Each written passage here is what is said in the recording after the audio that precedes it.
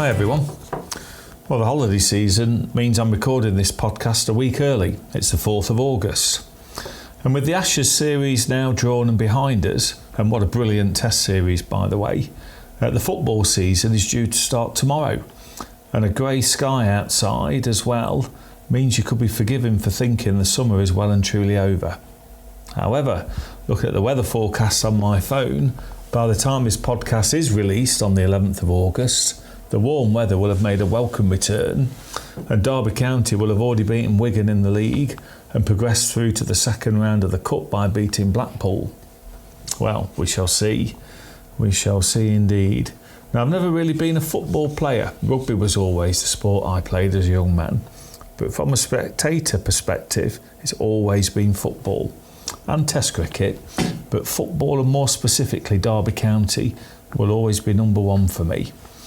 I've been fortunate. Going to watch Derby County is something I've always done with my dad. And I say fortunate because we still go together. And even though he's fast approaching his 80th birthday, he still climbs the endless flights of stairs at the back of the Toyota stand to sit in the middle tier with me on match days. And that's usually after we've enjoyed a pint or two in the pub beforehand. Now maybe it's the beer that gets him up all those stairs, but likely it's because he's always done it. And every morning he takes a 2 or 3 mile walk to collect his newspaper, regardless of the weather conditions. And regular exercise is something I've always done. In many ways I do it for the physical benefits. Those who know me best will also know of my appetite for food and tendency to enjoy a pint or two. But one of the unexpected benefits for me has always been the positive effect it's had on my own mental health. We hear more and more about the mental health benefits associated with physical exercise and a good diet.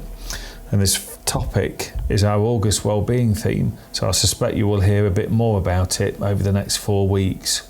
So I'm certainly not going to preach to you about it, but I will endorse it through my own personal experience and seeing my dad, who's now approaching his 80s, enjoying excellent physical and mental health. So in last month's podcast, I welcomed our new colleagues from the Solway region, almost 100 in total, who have now become part of Motors Commercials following the acquisition of Solway DAF at the beginning of July. Now this month we've announced that our LCV operations will transfer to our sister company, Pentagon Motor Group, as we look to combine our UK group LCV operations under a single business to create the necessary platform and scale for growth. LCV is very much part of the UK growth strategy for Motors, and our franchise partners have stated we are very much part of their own growth plans, which means there are exciting times ahead for this newly combined LCV business. That said, for me personally, the decision was made with a tinge of sadness.